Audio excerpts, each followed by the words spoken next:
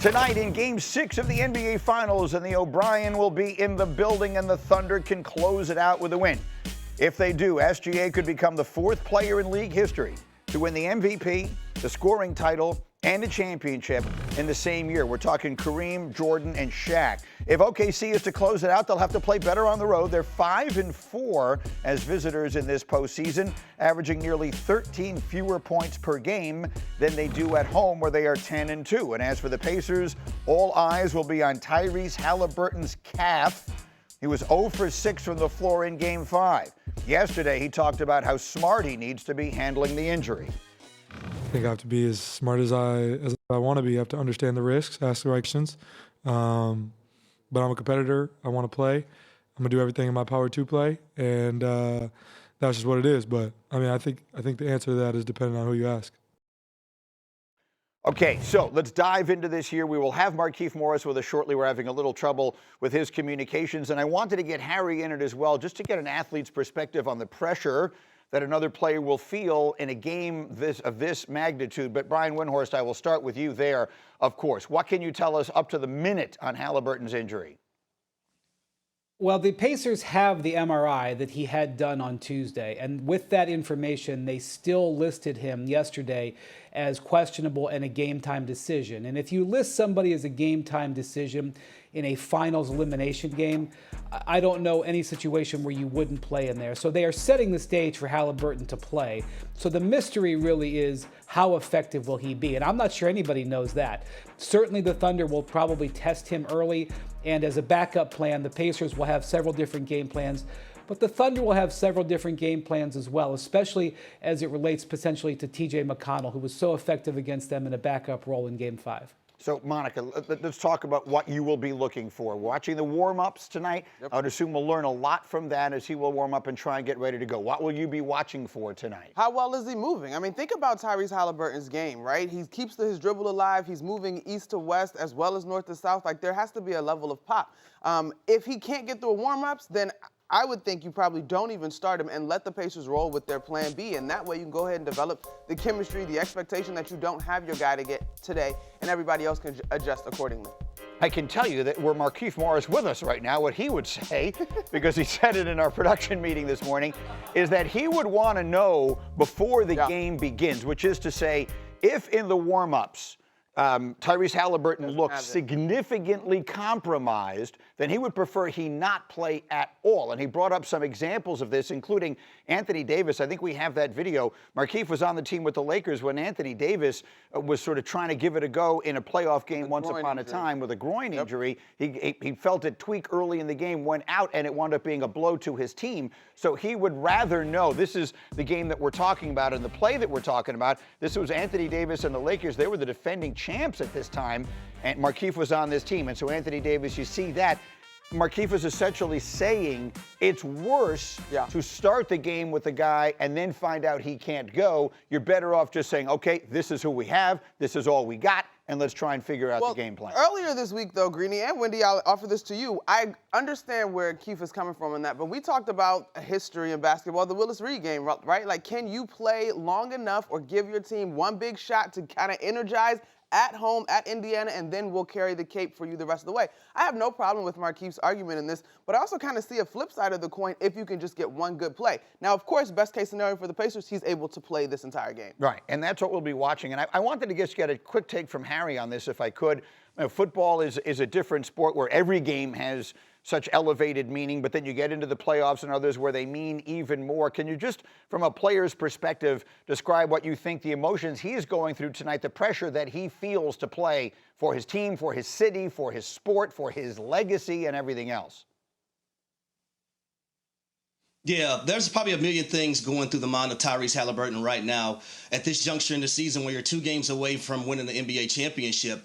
And for people that don't understand this, for a professional athlete, you know, you are accustomed to training your brain and your body to deal with discomfort and to play hurt. And sometimes guys have the mental capacity to play injured. But this is a dicey situation for Haliburton, because if you go out there and you injure yourself in a more tumultuous way, then now you're talking about the 2025-2026 season for the Indiana Pacers now going down the drain, in which we think the Boston Celtics are in that capacity now. You look at also Damian Lillard with the Milwaukee Bucks. You look at Joel Embiid that can't be healthy. So you don't want him to go out there and then next thing you know, it becomes an Achilles, and then things moving forward for your basketball team are not looking on the up and up. But for Tyrese Haliburton, it's going to have to take Rick Carlisle. It's going to have to take the front office, everybody in there to save him from himself if he cannot go, to make sure he doesn't hurt himself or hurt this organization moving forward. I think we all agree, Harry, that it's on the health staff, the training staff, and Rick Carlisle ultimately. But I just kind of, you guys get hurt out of the blue too, right? And so I think if you're gonna go, you gotta put the concept of injury behind you. Now, I completely understand weighing out the evaluation of whether you're doing more damage potentially, but he's 25, the offseason is around the corner. Like, you can't guarantee you get back to this moment. Absolutely. There's two separate pieces to this, Windman, right? There's the, can he go at all? And you've already made the point that by listing him as they have, they're suggesting he's healthy enough that he is, they're not concerned that putting him on the floor is putting him at significant jeopardy. The second piece is the more complicated one, and that is, can he help them? I'm thinking back to a game when, man, last year, Game 7, Knicks-Pacers, OG Anunoby tried to give it a go with a hamstring. He could barely even walk. But and you came on our show the next day, Windman, and you said you thought that just the minutes that he played trying to give it a go really hurt the Knicks because it gave the Pacers such an advantage. So those are the things that I will be keeping an eye on tonight. Yeah, and he is their franchise player. They have a complete medical staff that are going to make sure that they feel like they're making the best decision. But, you always hear in the regular season, if this was a playoff game, a guy would play. If this was a regular season game, Haliburton would probably miss multiple games. This is a special scenario, and that is being treated and weighed into this. All right, so we've got the two issues here. We got the Haliburton, then we have the can they stay alive. Let's get to the Stephen A. Oh, bless you. Let's get to the Stephen A. of it all here if we can. The Windman hasn't been home in 2 months. Man, great work, Wendy. Cut him some slack. Let's get to the Stephen A. of it all. Stephen A. yesterday, the whole world has already handed the trophy to the Oklahoma City Thunder, but the whole world is not Stephen A. Smith. It's hard for me to imagine, even with the way Shai Gilgeous and Jalen Williams are looking, and they look absolutely sensational right now as a dynamic duo. It is something special to behold. It's impressive, no doubt. But you're asking me if Indiana can get a game. I believe they can. I believe they win tomorrow night, and they push this to a Game 7.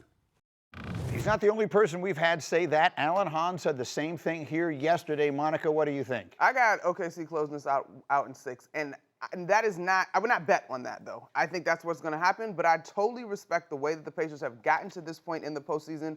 They are the sum of their parts. Their collective plays well at home. Look at the heroic efforts that they've had at different points this postseason where guys play out of their minds to help them get wins. Neesmith's 6 3-pointers in the fourth quarter in Game 1 versus the Knicks comes to mind. And so I totally understand where Stephen A. is. I just think that Shai and Jalen and those guys have graduated a level. I think they close it out. And Wendy, while I wouldn't ask you to make a pick, I will ask you the question this way. If tomorrow morning we are right back here in this spot talking about a Game 7 that most people don't expect to be, what will we be saying? Oh, bless you.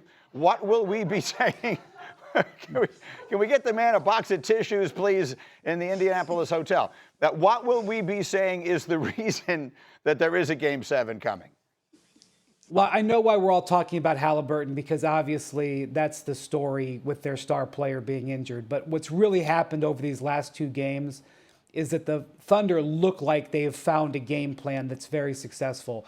What I mean is going back to the starting lineup with the double bigs, Isaiah Hartenstein and Chet Holmgren, and then using Holmgren as a switch big man late in the game, and finding a way to get an incredibly effective 2-man game with Shai Gilgeous-Alexander and Jalen Williams.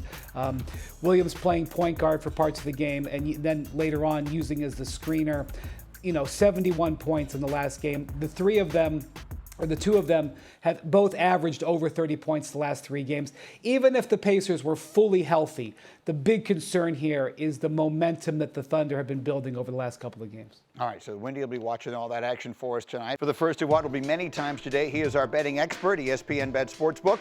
And he is here in our studio looking ahead to Game 6 with his best bets. So much uncertainty surrounding Haliburton tonight. How are you handling that? Where can we find the closest thing to certainty? Tyrese Haliburton not showing up in the first quarter, that's how you bet it. Under 3.5 points, under 1.5 rebounds. Greeny, even when healthy, he's struggling in a big way in the first quarter, averaging less than 3 points per game, averaging less than 2 rebounds per game in the first. But he does average about 10 minutes, and that's the key here. Because on that leg, do you think he's going to be on his normal rotations? I don't think he's going to play as many minutes as we've seen. And on top of the fact that Lou Dort has absolutely been shutting him down, I think you do what we've been doing the whole way. You bet against Haliburton in the first, and with him being injured, it gives us a better opportunity. To be clear, for the folks who don't speak gambling, in the event you make that bet and he doesn't play at all, what happens? All bets refunded. Anything you bet on Haliburton, if he does not go tonight, all bets are refunded. If he plays for 1 second and then is yanked, all bets are action. Those are the notes.